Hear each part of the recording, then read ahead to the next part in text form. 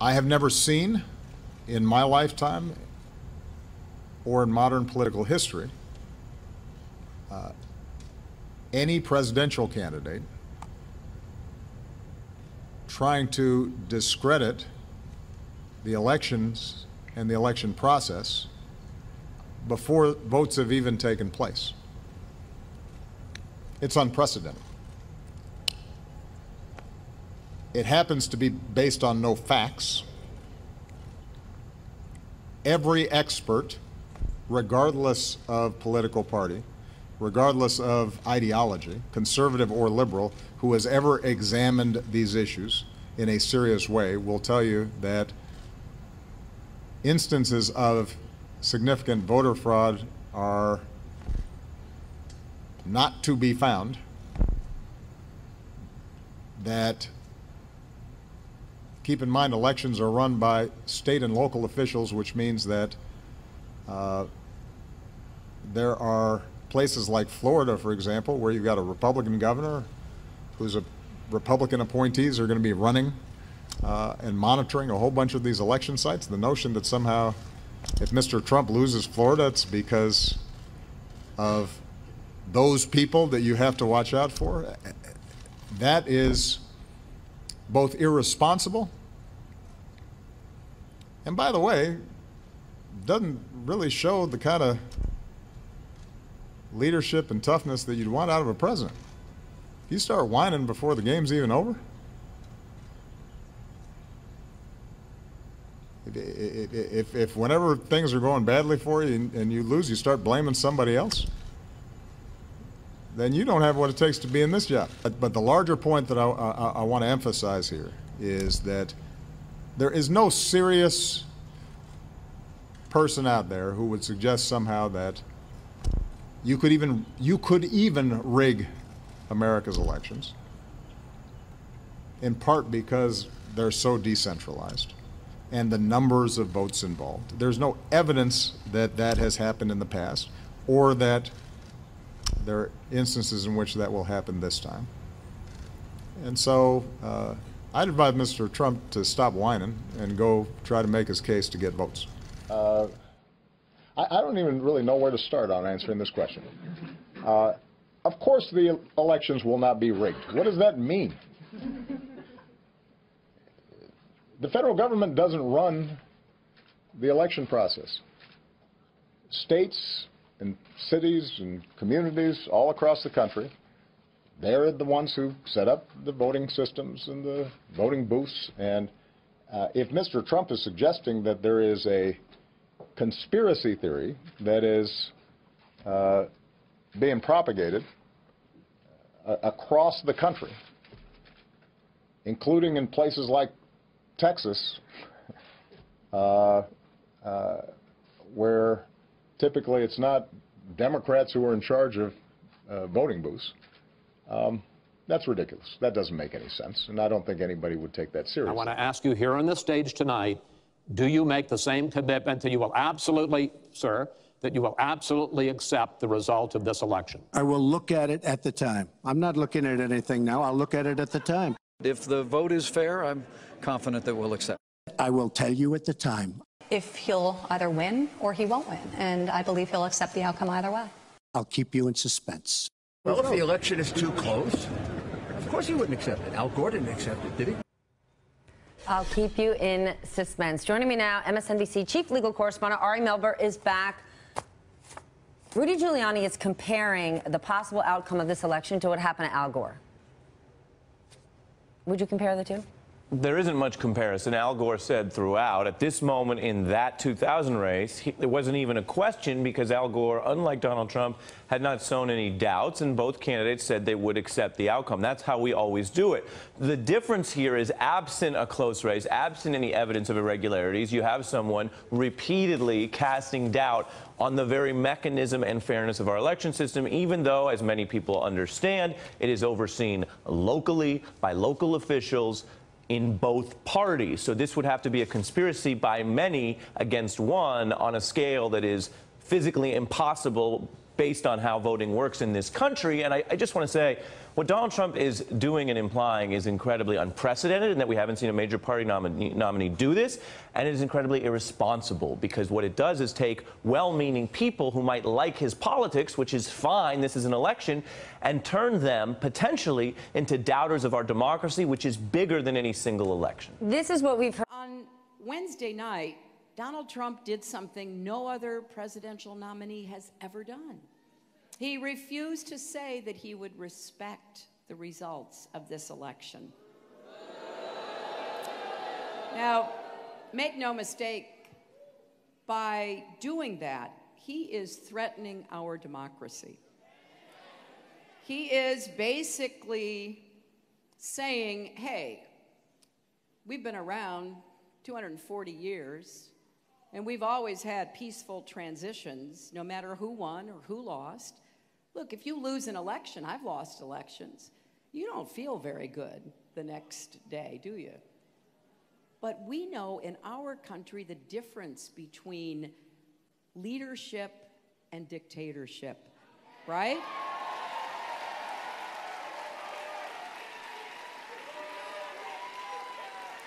And the peaceful transition of power is one of the things that sets us apart.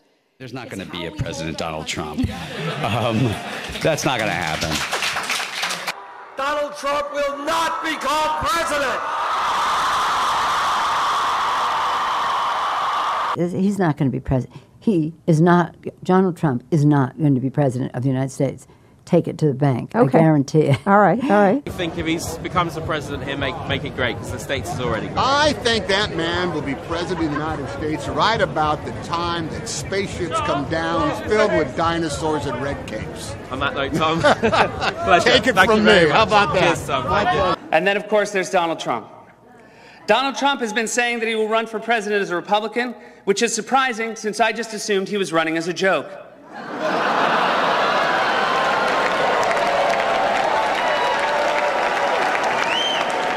Donald Trump, just last week, he confirmed to the National Review that he is again considering a run in 2016. Do it. Do it. Look at me. Do it. I will personally write you a campaign check now on behalf of this country, which does not want you to be president, but which badly wants you to run. So when you stand and deliver that State of the Union address, in no part of your mind or brain can you imagine Donald Trump standing up one day and delivering a State of the Union address? Well, I can imagine it in a Saturday night skit. I continue to believe Mr. Trump will not be president. He will never be president of the United States. And we better be ready for the fact that he might be leading the Republican ticket. Next, I know you don't believe that, but I want to go on to Matthew Dowd. Sorry to laugh. Okay, here we are. And which Republican candidate has the best chance of winning the general election? Of the declared ones, right now, Donald Trump.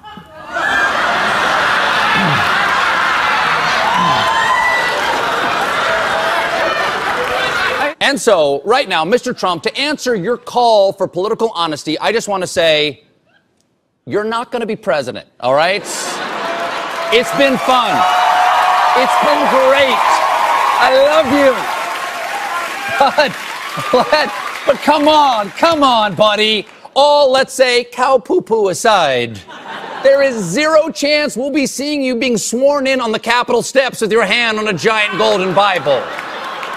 I'll make a prediction, though, for you. And I don't really get into predictions much, but this one I'll go way out on a limb. Donald Trump will never, ever be president of the United States. That Trump should not be in this race. He's an absurdity. He is a travesty. Donald Trump will never be elected president of the United States. Donald Trump is a here today, gone tomorrow candidate for president of the United States. Donald Trump is not going to be president of the United States. Ever respectful of the fact that the people have not voted, he's not going to be president of the United States. Let's be clear. Donald Trump will lose the election. I mean, he had a really good chance to be different and really have a chance to change things, but he doesn't do the work. He's lazy. We talk about him every day, and we continuously bash him. He's not going to be the president. Don't worry about it. Exactly. exactly. And we're coming to a point where if you're Hillary Clinton, you're honestly probably starting to think about not just whether you will win, but how big your win will be. And then you say that Donald Trump has the best day in the entire world, completely outperforms expectations, and he wins all of the toss-up states. He wins all 5 of those states, plus that electoral college vote in Maine that he's after. If he wins all of the toss-ups, which would be insane because nobody wins all of the toss-up states, even if Donald Trump did win all of the toss-up states, he would still lose. To be a wake-up call to the Republican Party. Despite Boris thinking that Donald Trump could win New York, like this, the presidential race is over. Could I just cut through? I have one thing to say, one thing only. And that is that this race is over. Tomorrow morning, the money will dry up. The Republicans will start to hide. Trump has no place to go. This race, effectively, as of tonight, is no longer a presidential race. I mean, everything I know about presidential politics, and I've been through 5 of them, I've never seen one like this. This race is over. You might as well accept it. And the question now is, how do you minimize damage? And the only way you can do that, it seems to me, is to try to grab hold of some old conservative value things and do what Mondale did in '84, which is try to save a few people down ballot. But as far as Donald Trump's concerned, it will never, ever, ever happen.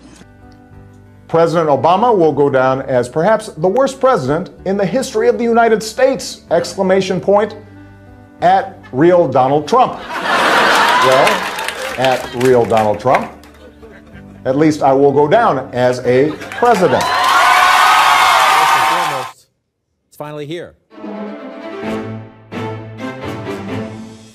Going into this night, where do we stand? This is where we stood coming into the night.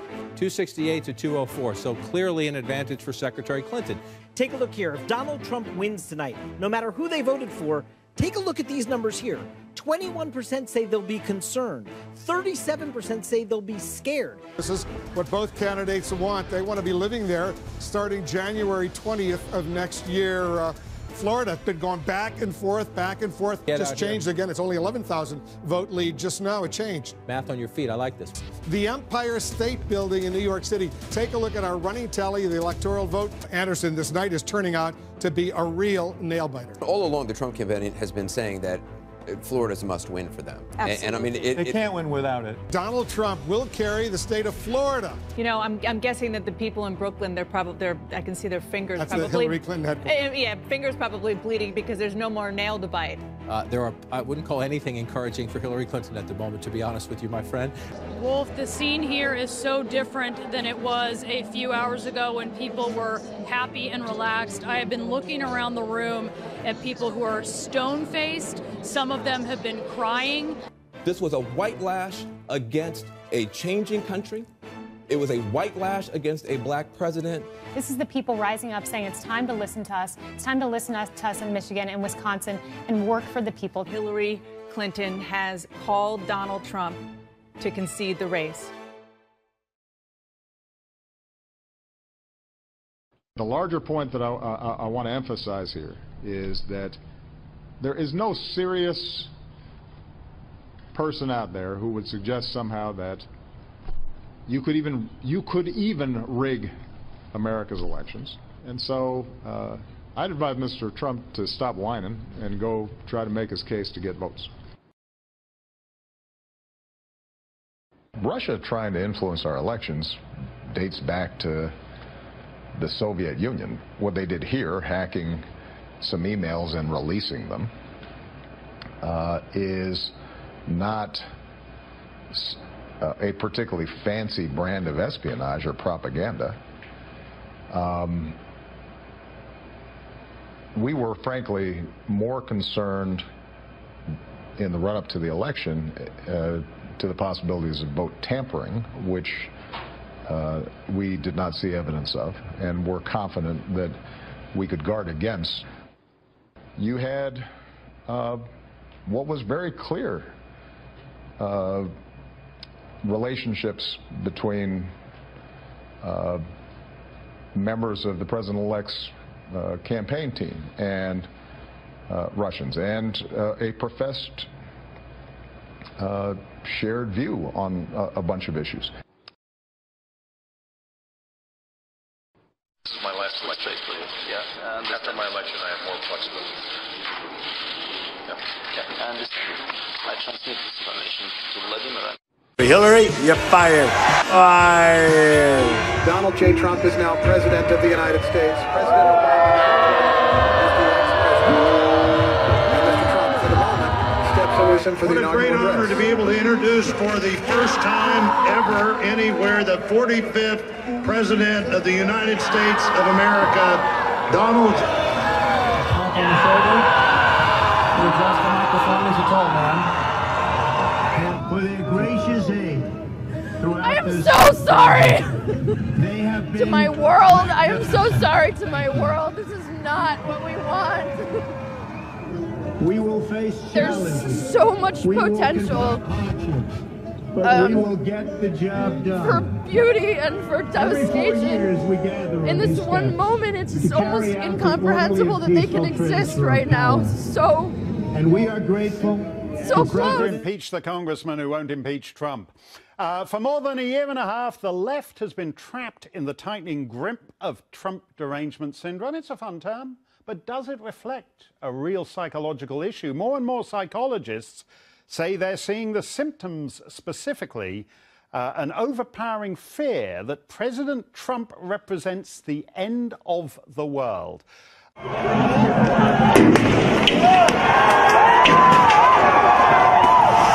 it up!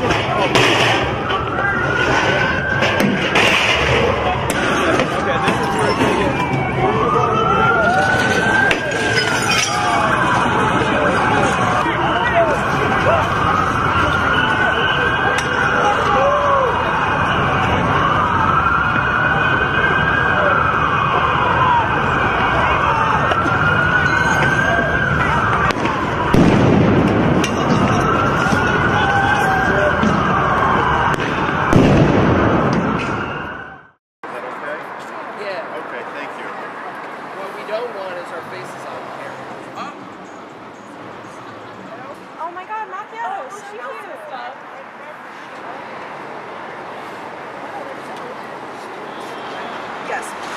Hear me, oh spirits, oh water. What I hope for is that we collectively have the capacity with our bodies, with our spirits, with our minds to overcome what it is we've been given. So mote it be! So mote it be! So mote it be! People, leader for our nation, because I think that he is entirely un-American in the way that he goes about his politics. He's very homophobic and he's racist, and he's just fear-mongering. Are you working with a group? You've got a UAW sign right there. Donald Trump has accused me of whatever. No, I do not. Yes, I am union. Union is standing. With the way things are, I think Trump is gaining a lot of ground because he's I support Bernie Sanders 120%. Wow. Here with reaction, Fox News contributors David Webb and Doug Schoen. Even you admit they're dumb, right? Well, they certainly aren't coherent, Sean. Yeah, that's for a good sure. way to, all right, that's a nice way of saying it. Did you get any specific answers? I noticed you say, all right, he says things that are this, this, and this, and you say what? Silence. You know, Sean, it's like reading the Twitter feed from the Black Lives Matter group or the hardcore leftists. You don't get much sense. You get a lot of confusion. Some people were barely coherent, but they couldn't give me any specifics. I kept asking them, tell me the policy. Does it have it on his website? Where is it written? What did he say? When did he say it? You know, they would tell me all kinds of things, and I'd say, okay, tell me when. They couldn't tell me. What you've got is a lot of people who are simply parroting what's being said, and that's really kind of sad because at one point I'm at a university, and whether you agree or disagree disagree. If you're at a university, a learning institution, you should at least know what you're protesting against and why. President Obama was far from Washington today in South Korea for a summit with world leaders on nuclear security. But he couldn't escape presidential politics, not after a live microphone picked up a comment that he made to the Russian president. Senior White House correspondent Bill Plant is traveling with the president in Seoul tonight. Bill? Scott, President Obama and outgoing Russian President Medvedev were still deep in conversation as cameras were ushered into the room. And President Obama was overheard giving Medvedev a very candid political assessment of his ability to deal with the major problems between the U.S. and Russia. All of the issues can be solved, the president told Medvedev, but he stressed that it was particularly important for incoming Russian President Vladimir Putin to give him space on the missile defense system, which the U.S. and NATO want to install in Europe. This is my last election for you. Yeah, and after my election, I have more flexibility. Yeah, I understand. I transmit this information to Vladimir and stand with me. Republican presidential contender Mitt Romney said the overheard remarks signaled that the president plans to cave to Russia on missile defense. We have learned the intelligence community does continue to investigate those unconfirmed claims, the allegations that Russia might have been gathering material, video of Mr. Trump that could be used to blackmail him. But tonight, our team already discovering some serious flaws in that report. And here's our chief investigative correspondent, Brian Ross. Officials tonight confirm that while the allegations about Russia and Donald Trump are completely unsubstantiated, they are the work of a respected former British spy, hired first by Republican operatives during the primaries, then later by Democratic operatives, who turned over these memos to the FBI last August. And today we caught up with Republican Senator John McCain, who confirmed he gave copies of the memos to the FBI director just last month. I looked at it, I decided this is a matter for the FBI and gave it to the FBI. President Trump emboldened after revelations the Democrats helped pay for that now famous dossier. It was made up, and I understand they paid a tremendous amount of money, and Hillary Clinton always denied it. According to a source familiar with the matter, the Clinton campaign and Democratic National Committee hired the firm Fusion GPS for opposition research in 2016, which concluded before the election. Christopher Steele, a former British spy, producing an explosive document, including some salacious but unverified information about Donald Trump and his potential ties to Russia. This was the Democrats coming up with an excuse for losing an election. Clinton campaign officials declined to comment today. Brian Fallon, Clinton's former national press secretary, tweeted, "If even a shred of that dossier ends up helping Mueller, it will prove money well spent." That's a reference to special counsel Robert Mueller. He's investigating Russia's meddling in the U.S. election and potential links to President Trump. Democrats say regardless of who paid for the research, what's important is the information in the document. Now, an examination by ABC News reveals some serious flaws in the information. The memos claim Trump lawyer Michael Cohen was part of an ongoing secret liaison relationship with the Russians and met with them in Prague in August 2016. Cohen told ABC News and his boss he has never been in Prague. I said, I want to see your passport. He brings his passport to my office. I say, hey, wait a minute, he didn't leave the country. The report given to the FBI also claims that Cohen's father-in-law was a leading Moscow property developer close to Putin. But when ABC News went to the home of the property developer in Moscow today, we found a case of mistaken identity. Same name, but no connection to Trump's lawyer Cohen. A video has been released showing CNN presenter Van Jones ridiculing the network's Russia coverage. What do you think is going to happen this week? I mean, with the whole Russia thing. The Russia thing is just a big nothing burger. Really? Yet another leak related to CNN from James O'Keefe and Project Veritas. Now, as you just saw in that clip, that was Van Jones, who briefly served in the Obama administration and is now a commentator for CNN. And in the clip, he says that the Russia thing is a nothing burger. Now, it's important to be clear here.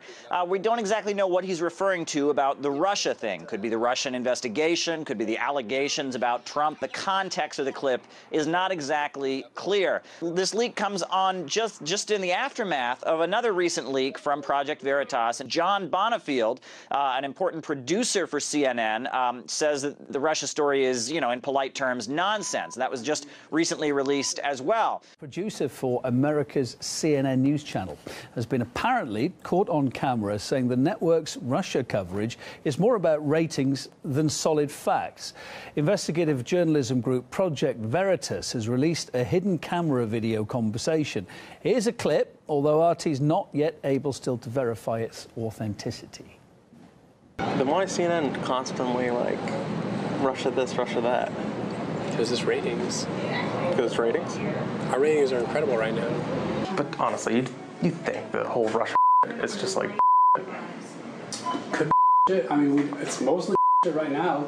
Like, we don't have any big giant proof. I just feel like they don't really have it, but they want to keep digging.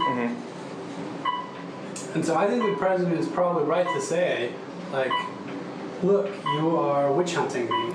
In 2001, Russia's state-owned nuclear tech company, Rosatom, purchased a majority share of a company called Uranium One. It's a Canadian nuclear energy company that owns uranium mines in the United States. Now, while this was happening, a publication called The Hill reports the FBI, then led by Robert Mueller, was investigating attempts by Russia to grow its influence in the United States nuclear industry. Regardless, an independent interagency government of 9 people approved the sale unanimously. So, you ask, how does Hillary Clinton factor into all of this? Well, she was Secretary of State at the time, and the State Department was one of the agencies that was briefed on the sale. Furthermore, the Clinton Foundation received millions of dollars of donations from Russian and Canadian individuals while the negotiations were happening, possibly to curry favor for the deal. But if the FBI was indeed investigating Russian attempts to infiltrate the nuclear program, we have no information about whether Hillary Clinton would have known about that. There is no evidence, zero of which we are aware, that Hillary Clinton played any role in the State Department's deliberations over the deal, nor that there was a national security threat stemming from Russia's access to purchasing uranium. And yet it appears that Attorney General Jeff Sessions is considering appointing a special prosecutor to investigate Hillary Clinton's ties to the deal. Now, to help with this analysis, I'm joined by Ken Dilanian, intelligence and national security reporter for NBC News. And, Ken, you specialize in complicated matters. This one's a bit complicated, so if you were a conspiracy theorist, it's a good one to pick because you can kind of muddy the waters and confuse people fairly easily about it. Well said, and that was a terrific summary. I'll add a few more points to this. Bill Clinton was also paid $500,000 by an investment bank connected to the deal to give a speech in Moscow. And those facts were sufficient that the New York Times did a front-page expose of this back in 2015 during the campaign. The upshot of which is this doesn't look very good for the Clintons.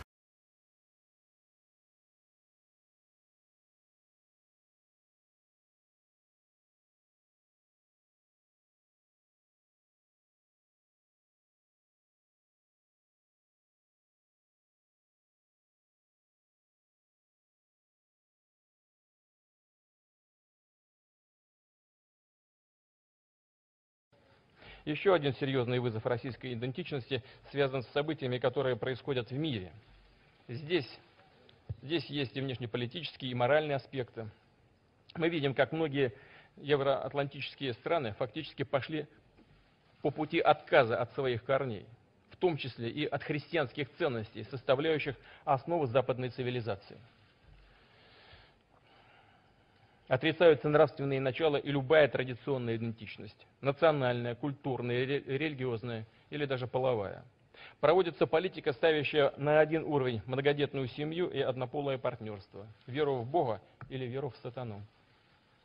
Эксцессы политкорректности доходят до того, что всерьез говорится о регистрации партий, ставящих своей целью пропаганду педофилии. Люди во многих европейских странах стыдятся и боятся говорить о своей религиозной принадлежности. Праздники отменяют уже. Или называют их как-то по-другому, стыдливо прячут саму суть этого праздника, нравственную основу этих праздников. И эту модель пытаются агрессивно навязывать всему миру. Убежден, это прямой путь к деградации и примитивизации, глубокому демографическому и нравственному кризису. Что еще может быть большим свидетельством морального кризиса человеческого социума, как не утрата способности к самовоспроизводству? А сегодня практически все развитые страны уже не могут воспроизводить себя, причем даже с помощью миграции. Без ценностей, заложенных в христианстве и других мировых религиях, без формирования без формировавшихся тысячелетиями норм морали и нравственности, люди неизбежно утратят человеческое достоинство. И мы считаем естественным и правильным эти ценности отстаивать. Нужно уважать право любого меньшинства на отличие, но и право большинства. Право большинства не должно быть поставлено под сомнение. Одновременно мы видим попытки тем или иным способом реанимировать однополярную унифицированную модель мира, размыть институт международного права и национального суверенитета. Такому однополярному, унифицированному миру не нужны суверенные государства. Ему нужны вассалы. В историческом смысле это отказ от своего лица, от данного Богом природы многообразия мира. Россия с теми, кто считает, что ключевые решения должны вырабатываться на коллективной основе, а не по усмотрению и в интересах отдельных государств либо группы стран.